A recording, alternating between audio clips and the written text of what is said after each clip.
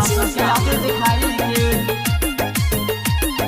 गाजा पिया बम गाजा पिया प्रशासन के आज दिखाई के।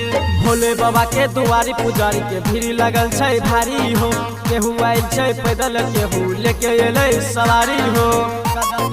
ए जी सुनतानी भोले बाबा के दुआरी पुजारी के भीड़ लगल छै भारी हो, केहू आइल छै पैदल केहू लेके एले सवारी हो। बाबा के नारा लगाई के कहत समझाई के चिलम आग जलाई के गाजा पिया बम गाजा पिया प्रशासन के आज दिखाई के गाजा पिया बम गाजा पिया प्रशासन के आज दिखाई के। डमरू वाले बाबा की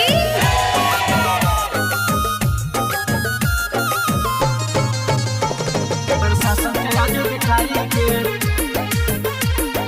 गाजा पिया बम गाजा पिया प्रशासन के आज दिखाई के। केहू न रोकी केहू न टोकी कोई न करी भाषण हो, भोले बाबा के चला बारात तोरी दया जे शासन हो।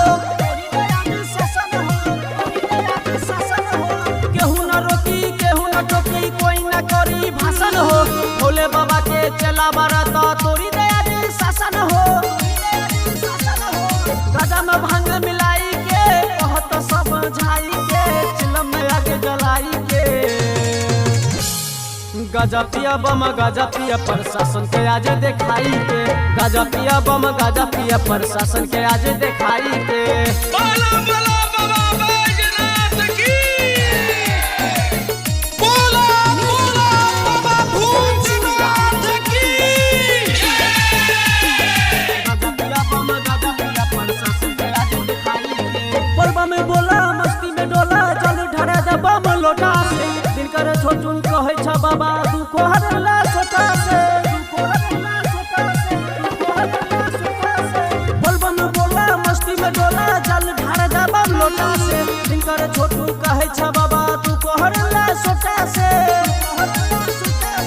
साथी संगति बोलाई के डीजे पे गाना बजाई के अबन कमर हिलाई के